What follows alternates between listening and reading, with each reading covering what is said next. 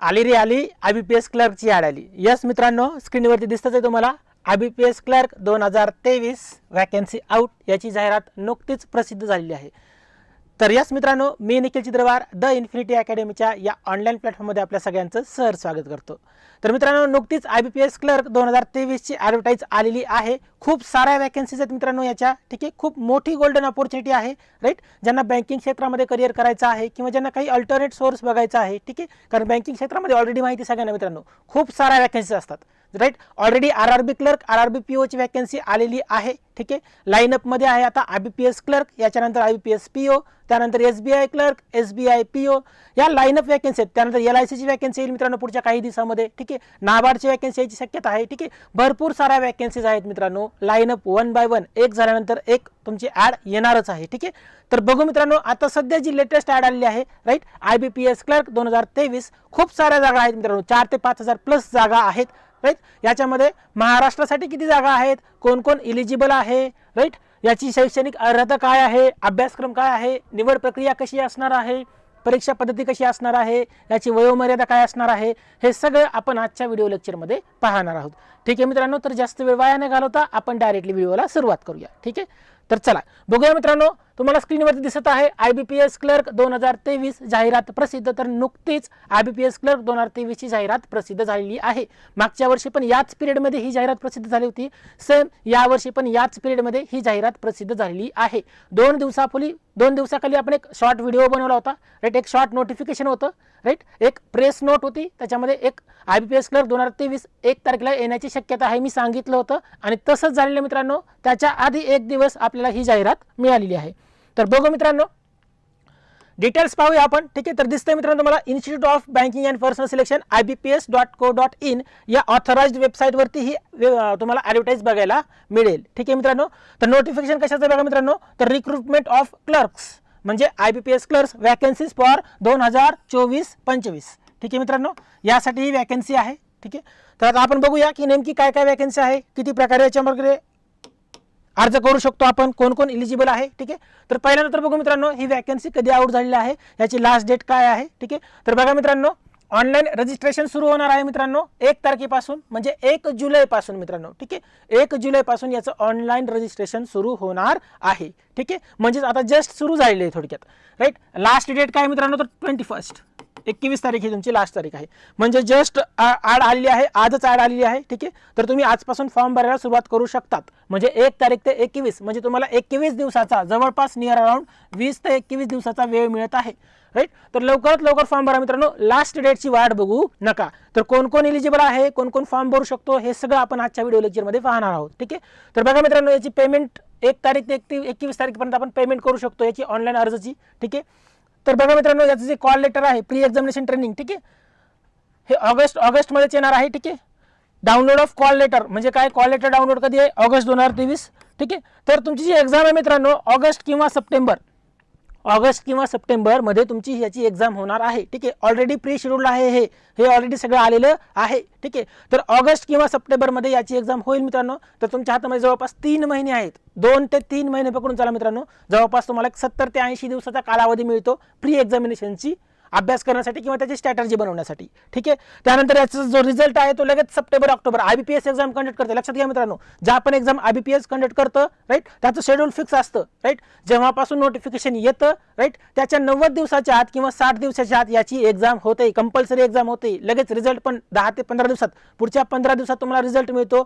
लगेच मेन्स होते, त्याचा लगेच रिझल्ट येतो आणि लगेच जॉईनिंग पण होते मित्रांनो. म्हणजे याचा अर्थ IBPS एकदम स्ट्रिक्ट आहे टाइम टेबलच्या बाबतीत मित्रांनो. नोटिफिकेशन आल्यापासून विदिन इयर तुमची जॉईनिंग झालेली असते, लक्षात घ्या मित्रांनो. ठीक आहे, तर बघा मित्रांनो, याची जी ऑनलाईन एक्झामिनेशन आहे मेन्सची एक्झामिनेशन ही ऑक्टोबरमध्ये असणार आहे मित्रांनो. आणि लगेच तुम्हाला सांगितलेलं आहे प्रोव्हिजनल अलॉटमेंट म्हणजे एप्रिल 2024. म्हणजे बघा मित्रांनो, पुढच्या एप्रिलपर्यंत तुम्ही जॉईन झालेले असाल, व्यवस्थित अभ्यास केला तर तुमच्या पुढच्या एप्रिलमध्ये तुमची जॉईनिंग आलेली असेल मित्रांनो.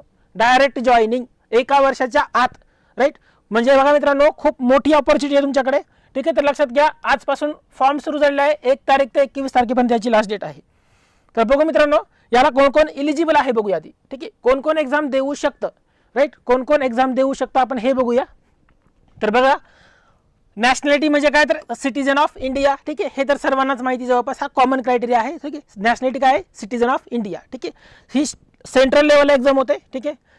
एज किती पाहिजे तुमचं, तर मिनिमम 20 वर्ष आणि मॅक्झिमम 28 वर्ष, म्हणजे तुमचं जे एज आहे मित्रांनो ते 20 ते 28 मध्ये असलं पाहिजे, राईट. म्हणजे 2/7/1995च्या आतमध्ये नसलं पाहिजे आणि 1/7/2003च्या नंतर नसलं पाहिजे.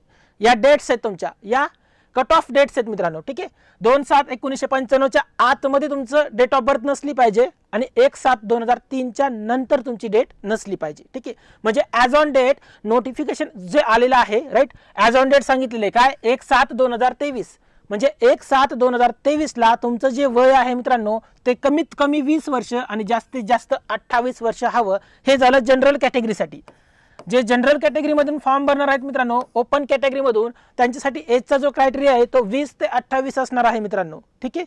आणि जे कॅटेगरीमध्ये आहे तर त्यांना काही रिलॅक्सेशन असेल मित्रांनो, जसं की SC ST साठी तुम्हाला 5 वर्षाचं रिलॅक्सेशन आहे, म्हणजेच तुम्हाला 28 + 5 म्हणजे 33 वर्षापर्यंत तुम्ही फॉर्म भरू शकणार आहोत, ठीक आहे. जे SC आणि ST कॅटेगरीमध्ये बिलॉंग करतात ते मुलं 20 ते 33 वर्षापर्यंत याचा फॉर्म भरू शकतात, ठीक आहे. त्यानंतर जे अदर बॅकवर्ड क्लासेस म्हणजे काय OBC मध्ये जे आहेत, राईट, त्यांना रिलॅक्सेशन 3 वर्षाचं आहे मित्रांनो, म्हणजेच काय तर 28 + 3 म्हणजेच काय तर 31 वर्षापर्यंत. 31 वर्षापर्यंत तुम्ही OBC कॅटेगरी असेल तर तुम्ही फॉर्म भरू शकता, म्हणजे 20 ते 31 वर्षापर्यंत, ठीक आहे. बाकी तुम्हाला दिलेलं आहे, राईट, जे रिटायर्ड आहेत, राईट, जे PWD मध्ये आहेत, राईट, विडोज डायव्होर्स, ठीक आहे, हे नोटिफिकेशन मध्ये दिले. तर नॉर्मली मुलं कुठले असतात आपले, कास्ट, SC ST किंवा OBC, right, other backward classes म्हणतो आपण त्याला, ठीक आहे.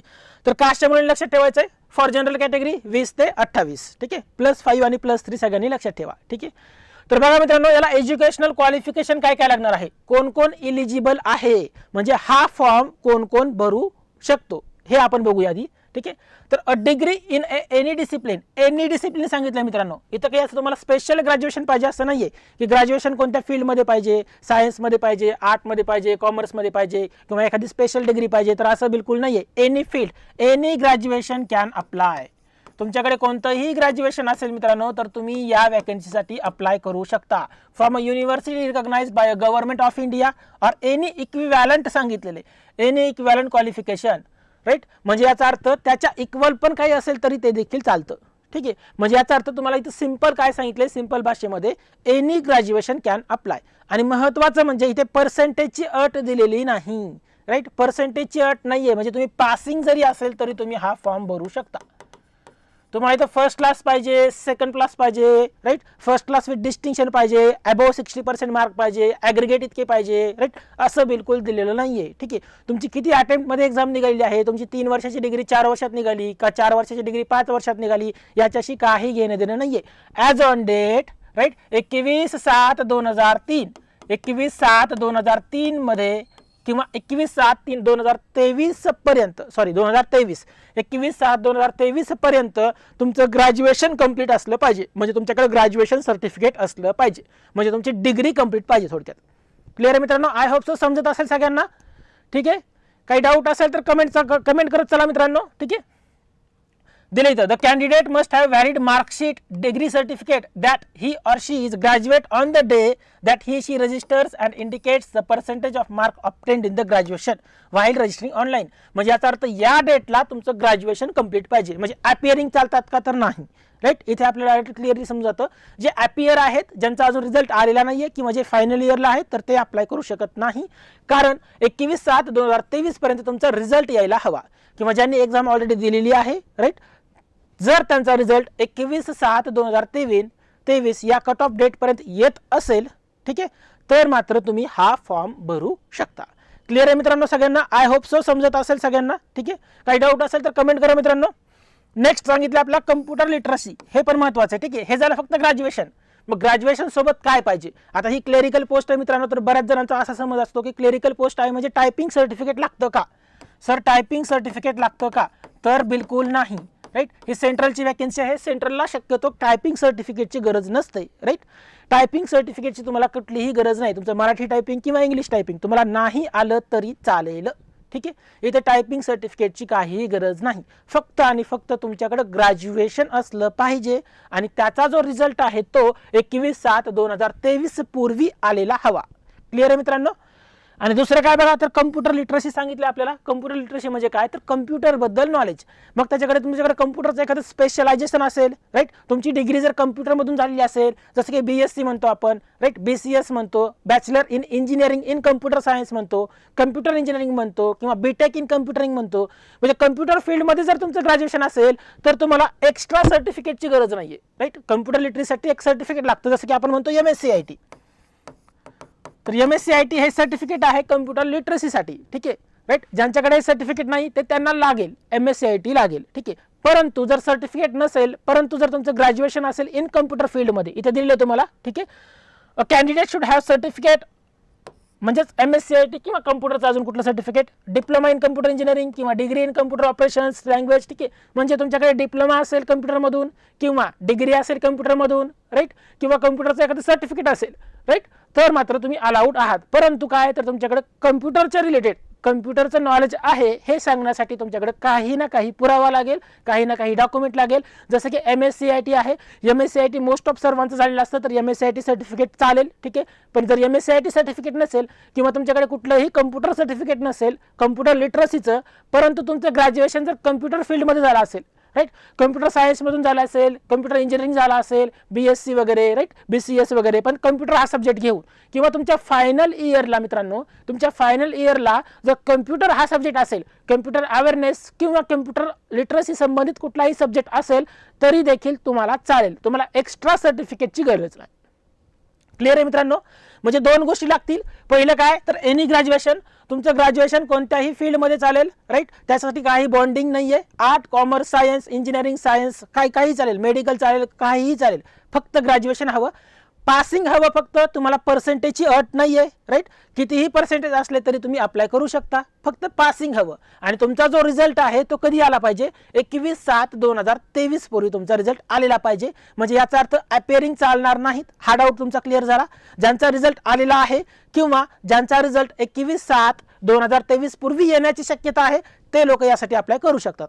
याच्यासोबत काय पाहिजे, तर कम्प्युटरचं सर्टिफिकेट पाहिजे, कम्प्युटर लिटरसीचं, ज्यांचं कम्प्युटर नॉलेज आहे किंवा ज्यांना ऑलरेडी डिग्रीला फायनल इयरला किंवा डिप्लोमाला फायनल इयरला कम्प्युटर हा सब्जेक्ट होता, तर त्यांना वेगळं सर्टिफिकेट काढायची गरज नाही किंवा वेगळं सर्टिफिकेट द्यायची गरज नाही. तर हे आहे एज्युकेशनल क्वालिफिकेशन. फक्त या दोन गोष्टी लक्षात ठेवा मित्रांनो. क्लिअर आहे सगळ्यांना. इथे दिले degree as one of the subject, आणि जवळपास सर्वांना डिग्रीला वन ऑफ द सब्जेक्ट असतोच कम्प्युटरचा. क्लिअर आहे सगळ्यांना मित्रांनो. Educational qualification criteria I hope so सर्वांना समजला असेल, ठीक आहे. चला पुढचा क्वेश्चन घेऊया बघा. हे बघा इथे काय दिले बघा, proficiency in the official language of the state UT, candidates should know how to read, write and speak the official language of the state or union territory. म्हणजे काय बघा मित्रांनो, इथे तुम्हाला प्री, मेन्स आणि LPT अशा 3 स्टेजमध्ये एक्झाम होते. तर ही सेंट्रलची वॅकन्सी आहे, तुम्ही कुठल्याही स्टेटला अप्लाय करू शकता, राईट. मी महाराष्ट्राचा आहे, मी UP मध्ये अप्लाय करू शकतो, राईट. मी महाराष्ट्राचा आहे, मी गुजरातमध्ये अप्लाय करू शकतो, कुठेही आपण अप्लाय करू शकतो. फक्त एक गोष्ट मॅन्डेटरी आहे, तिथली जी लोकल लँग्वेज आहे ती तुम्हाला आली पाहिजे. लोकल लँग्वेज म्हणजे काय, तर महाराष्ट्राची जी लोकल लँग्वेज आहे, जसं की आपण मराठी म्हणतो, तर मराठी सर्वांना आली पाहिजे, राईट. कारण प्री, मेन्स आणि शेवटची स्टेज असते LPT, त्याला म्हणतो आपण लँग्वेज प्रोफिशियन्सी टेस्ट. तिथे तुम्हाला लोकल लँग्वेजमधून तुमचा पेपर घेतला जातो आणि ती क्वालिफाईंग एक्झाम असते फक्त. म्हणजे याचा अर्थ जर तुम्ही UPला अप्लाय करत असाल, राईट, इथे तुम्हाला लिस्ट दाखवतो मी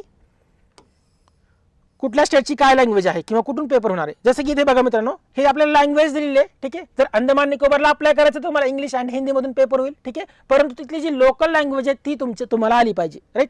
जसं की महाराष्ट्र आहे मित्रांनो, आपण महाराष्ट्राची बघूया. तर इथे बघा मित्रांनो, महाराष्ट्र दिलेली आहे आपल्याला. तर महाराष्ट्रासाठी काय पाहिजे मित्रांनो, तुम्हाला इथली लोकल लँग्वेज जवळपास सर्वांना येते, जसं की मराठी. महाराष्ट्रासाठी काय मित्रांनो, मराठी, ठीक आहे. तर महाराष्ट्रासाठी मित्रांनो मराठी आली पाहिजे. आणि जो तुमचा पेपर आहे मित्रांनो तो कोणत्या लँग्वेजमध्ये होईल, तर English, Hindi, Marathi and Konkani, right. म्हणजे इथे बघा मित्रांनो, सगळ्यात मोठी गोष्ट आहे बँकिंग फील्डमध्ये मराठी लँग्वेज इंट्रोड्यूस झालेली आहे. तुमचा पेपर आता मराठीतून होणार आहे.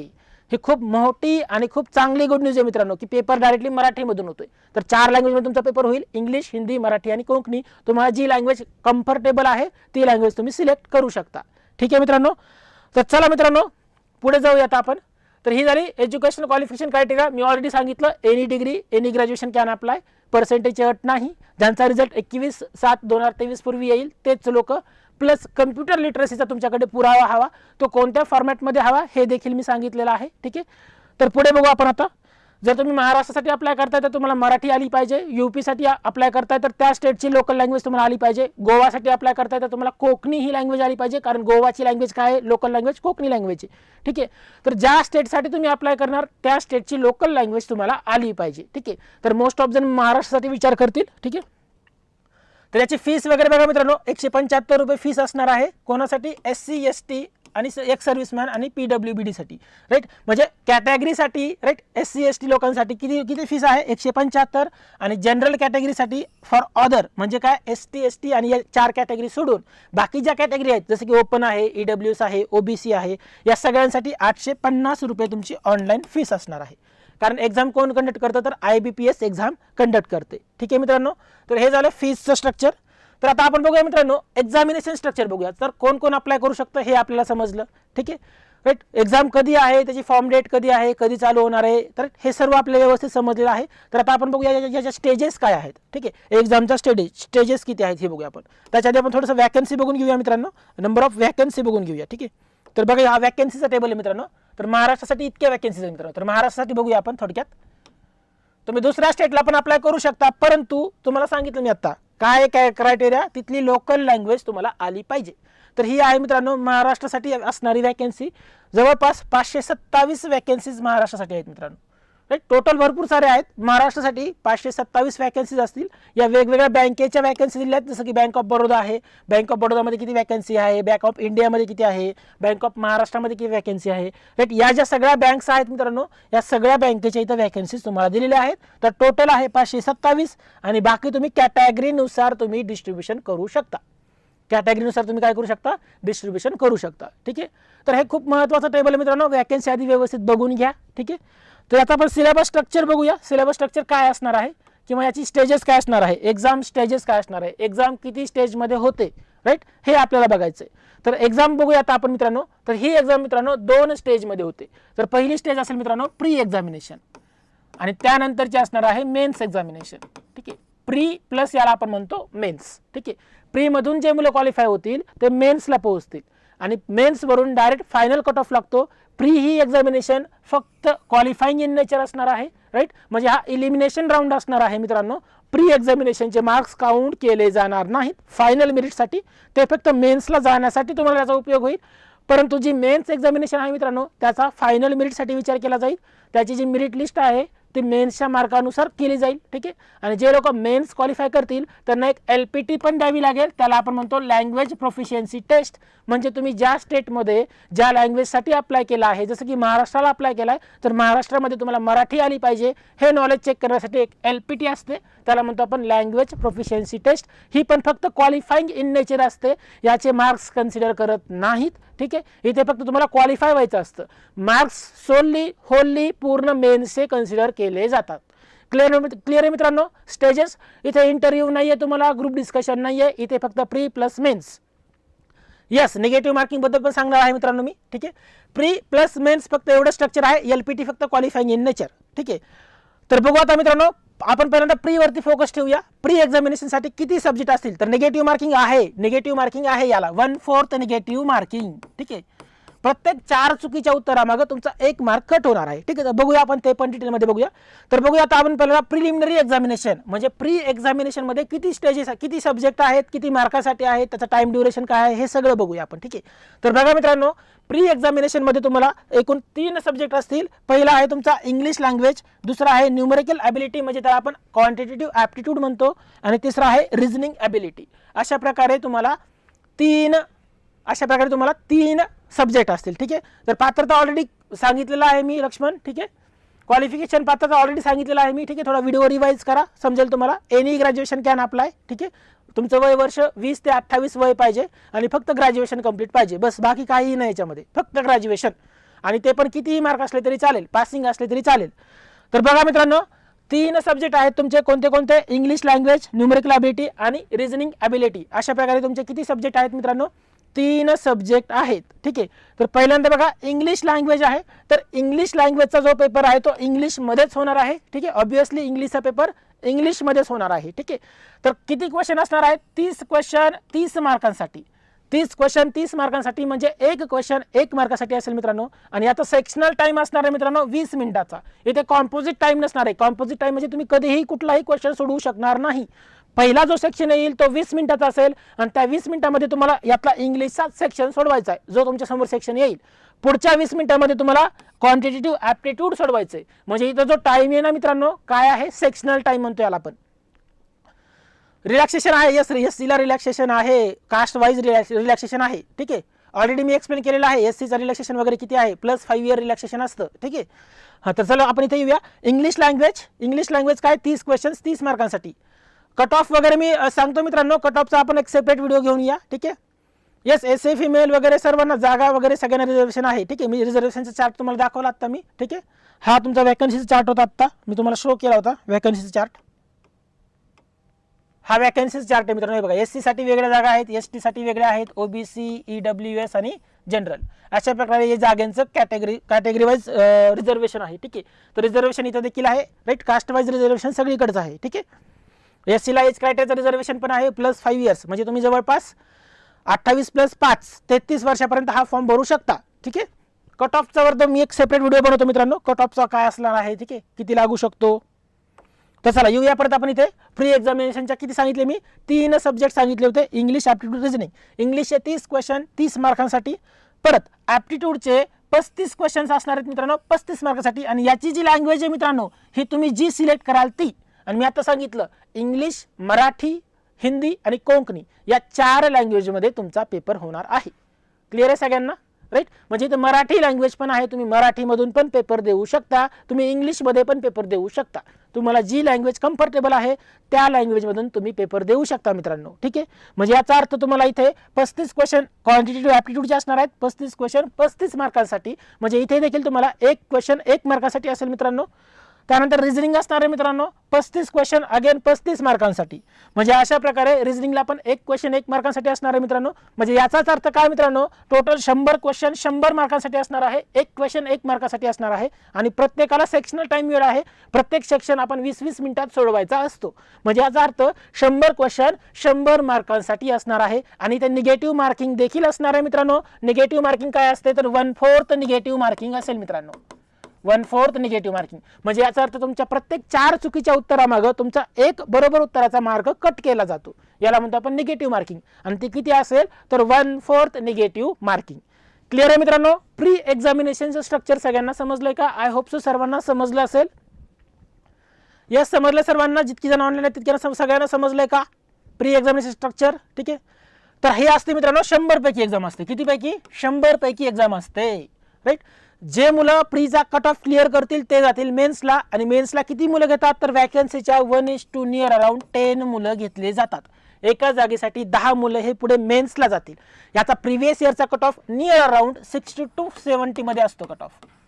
60 ते 70 मध्ये याचा कट ऑफ लागतो, 60 ते 70 मार्कापर्यंत. Right, as a general category. Right, तर तुम्ही कॅटेगरी वाईज थोडंसं कमी लागू शकतो, जनरलचा थोडा हाय जातो, परत कॅटेगरी वाईज थोडंसं खाली खाली ईडब्ल्यूएस, ओबीसी, एससी, एसटी. ठीक आहे मित्रांनो, तर काय मित्रांनो 60 ते 70 पर्यंत याचा कट ऑफ तुम्ही अपेक्षित करू शकता. याच्यावर मी एक सेपरेट व्हिडिओ घेऊन येणार आहे. ठीक आहे, दिव्यांग विद्यार्थी परीक्षा देऊ शकतात का सर? यस, 100% देऊ शकतात. दिव्यांग विद्यार्थी देखील ही परीक्षा देऊ शकतात. यांच्यासाठी वेगळं प्रोव्हिजन आहे, रिझर्वेशन जागा आहेत. तुमचं जे एज क्रायटेरिया आहे दिव्यांग विद्यार्थ्यांसाठी +10 आहे. म्हणजे तुम्ही 38 वर्षापर्यंत ही एक्झाम देऊ शकता. तर दिव्यांग विद्यार्थी पण तुम्ही ही एक्झाम देऊ शकतात. ठीक आहे मित्रांनो, तर काय सांगितलं मी आता 100 पैकी याचा कट ऑफ कितीपर्यंत जातो? 60 ते 70च्या आसपास नियर अराउंड जातो. ठीक आहे, याच्यावरती एक मी सेपरेट व्हिडिओ घेऊन येणार आहे. याचा फॉर्म कसा भरायचा, फॉर्म फिलिंग कशी असणार आहे, हे सगळं आपण एक सेपरेट व्हिडिओमध्ये बघू, कारण व्हिडिओ खूप मोठा होईल मग. ठीक आहे, आज फक्त आपण वॅकन्सीची डिटेल घेऊया, कशा प्रकारे वॅकन्सी आहे, कोण कोण एलिजिबल आहे, कशा प्रकारे अप्लाय करू शकता, तुम्हाला टायपिंग लागतं की नाही. मी आता सांगितलं टायपिंगची गरज नाही, जरी ही क्लेरिकलची पोस्ट असेल तरी टायपिंग लागत नाही. ठीक आहे, तर चला हे झाले प्री एक्झामिनेशन स्ट्रक्चर मित्रांनो. जे मुलं प्री क्लिअर करतील, राईट, प्री क्लिअर करतील आणि किती जण करतील 1:10चा रेशो असतो. एका जागेसाठी जवळपास 10 जण पुढे जातात, नियर अराउंड 10 ते 12 जण. ठीक आहे, तर हे मुलं परत मेन्सला अपिअर होतील, जे मुलं प्री क्लिअर करतील. आणि याचे जे मार्क्स आहेत ते फक्त मेन्सला जाण्यासाठी काउंट होतील. फायनल मेरिटमध्ये प्रीचे मार्क काउंट केले जाणार नाही. प्री ही फक्त क्वालिफाईंग इन नेचर असेल. फक्त काय असेल? Qualifying in nature. म्हणजे प्री फक्त तुम्हाला क्वालिफाय करायची आहे, याचं फायनल मेरिटसाठी तुमचा विचार केला जाणार नाही. क्लिअर आहे सगळ्यांना मित्रांनो? प्री नंतर आता बघूया आपण. जे मुलं प्री क्लिअर करतील ते पुढे जातील मेन्सला. तर मेन्सचं स्ट्रक्चर काय बघूया मित्रांनो. प्री सांगितलं मित्रांनो सप्टेंबर मध्ये तुमची प्री होण्याची शक्यता आहे. म्हणजे तुम्हाला 3-1 महिने भेटतील जवळपास. ठीक आहे, 2.5 ते 3 महिने मिळतात. ठीक आहे, त्याच्यानंतर पुढच्या 2 ते 3 महिन्यांनी तुमची मेन्स होते, जे लोक प्री क्लिअर करतात. आणि रिझल्ट IBPS रिझल्ट पटकन लागतो, एकदम फास्ट लागतो मित्रांनो. ठीक आहे, वेळ लागत नाही जास्त. तर मेन्सला परत तुमचे 4 सब्जेक्ट असतील मित्रांनो. राईट, मेन्स ही तुमची 200 मार्काची असेल मित्रांनो. ठीक आहे, तर इथे तुम्हाला फक्त एक सब्जेक्ट ऍड होतो, जनरल अवेअरनेस. त्याला आपण म्हणतो फायनान्शियल अवेअरनेस. जनरल अवेअरनेस किंवा फायनान्शियल अवेअरनेस हा फक्त एक सब्जेक्ट तुम्हाला ऍड होईल, ज्याचे 50 क्वेश्चन असतील 50 मार्कांसाठी. आणि सेक्शनल टाइम असेल 35 मिनिटं. इथं प्रत्येकामध्ये सेक्शनल टाइम असतो, प्रत्येक सेक्शनला वेगवेगळा टाइम दिला असतो. तर इथे बघा नंबर ऑफ क्वेश्चन्स 50 असतील, मॅक्झिमम मार्क किती असतील? 50 असतील. ठीक आहे, म्हणजे एक क्वेश्चन इथे 1 मार्काला आहे. त्यानंतर जनरल इंग्लिश आहे मित्रांनो. इंग्लिशमध्ये हा पेपर होईल 40 क्वेश्चन 40 मार्कांसाठी. अगेन 35 मिनिटाचा सेक्शनल टाइम असेल.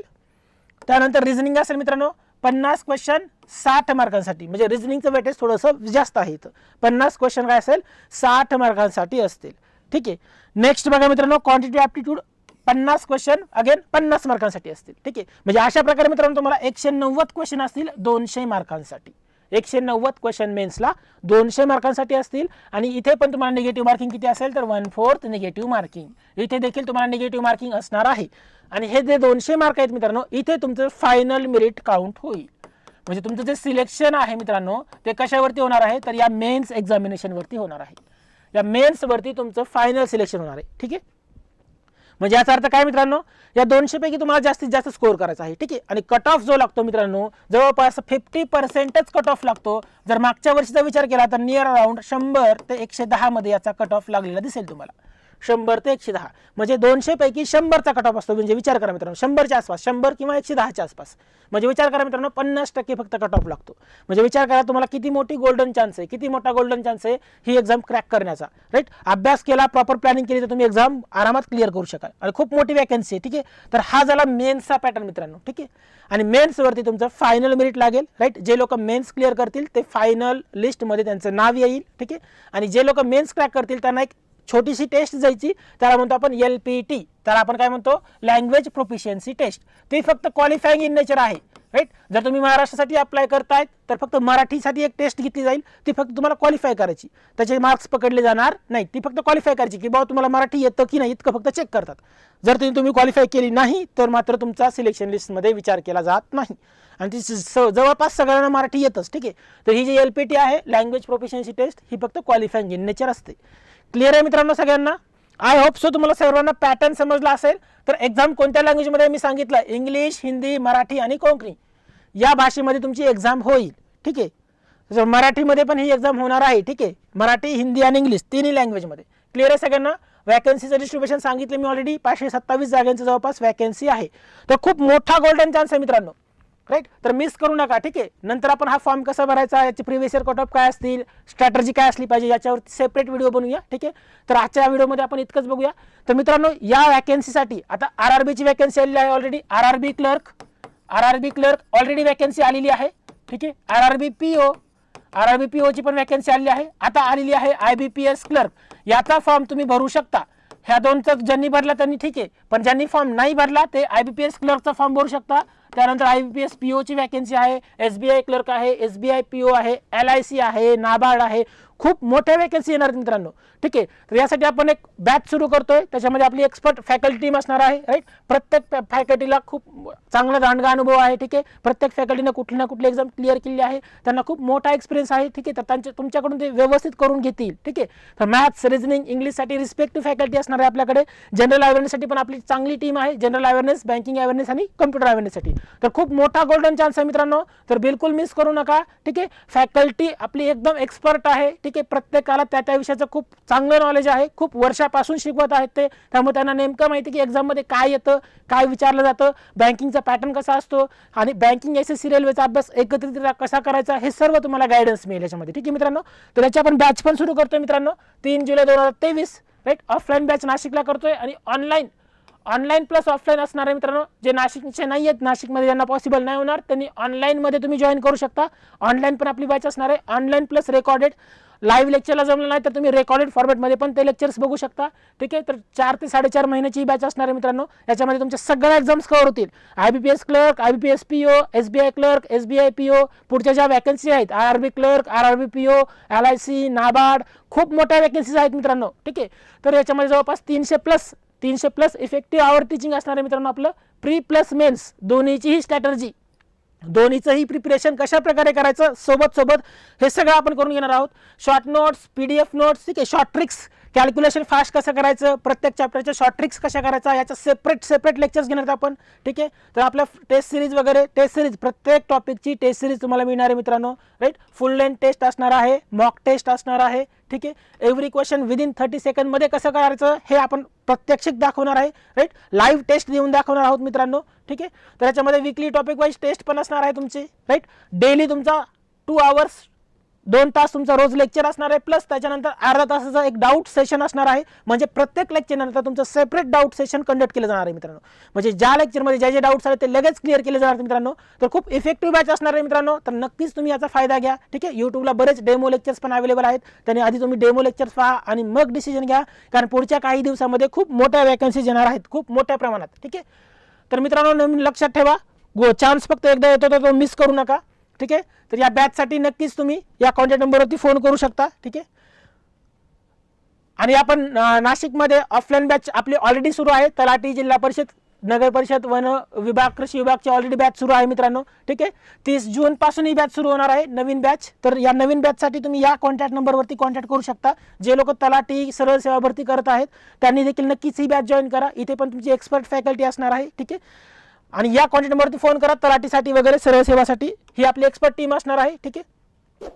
त्यानंतर ऑलरेडी लाईव्ह प्लस रेकॉर्डेड 28 जून पासून पण सुरू झालेली आहे मित्रांनो बॅच. ठीक आहे. इथं कॉन्टॅक्ट नंबर दिलेला आहे, या कॉन्टॅक्ट नंबरवरती तुम्ही कॉन्टॅक्ट करून या बॅचची काही वैशिष्ट्य आहेत, तुम्हाला अजून काही इन्फॉर्मेशन पाहिजे असेल तर तुम्ही जाणून घेऊ शकता. ठीक आहे. ही ऑलरेडी आपली अपकमिंग सुरू आहे. ठीक आहे. आणि हा आपला ॲड्रेस आहे मित्रांनो, हा पुण्याचा आहे आणि हा नाशिकचा आहे. तर नाशिकला इथे आपण ऑफलाईन बॅच कंडक्ट करणार आहोत. ठीक आहे. जे नाशिकचे आहेत तर त्यांनी नाशिकला येऊन तुम्ही कॉन्टॅक्ट करू शकता, याची बॅचची माहिती घेऊ शकता. जे नाशिकची नाहीत, ज्यांना ऑनलाईन बॅच सुरू करायची, ऑनलाईन बॅच जॉईन करायची, त्यांनी या कॉन्टॅक्ट नंबरवरती नक्कीच फोन करा. याचा स्क्रीनशॉट घ्या मित्रांनो आणि याच्यावरती तुम्हाला अधिक माहिती मिळेल. बॅच कधी सुरू होणार आहे, त्याचं फी स्ट्रक्चर काय असणार आहे, राईट. येस बँक क्लर्कची ॲड आहे मित्रांनो. ठीक आहे. तर बँकिंगची पण बॅच आता 3 तारखेपासून सुरू होणार आहे, मी ऑलरेडी सांगितलेलं आहे. आणि बॅचच्या माहितीसाठी तुम्ही याचा स्क्रीनशॉट घ्या आणि याच्यावरती कॉन्टॅक्ट करा मित्रांनो.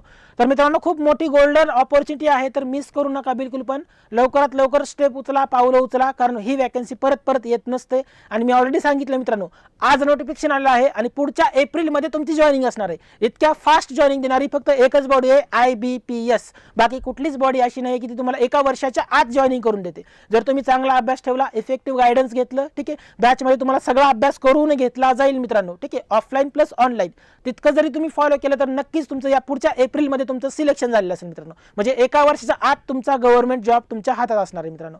ठीक आहे. तर इथेच थांबूया मित्रांनो, आपण भेटू आपल्या एका नवीन लेक्चरमध्ये एका नवीन कन्सेप्ट सोबत. तोपर्यंत थँक्यू सो मच.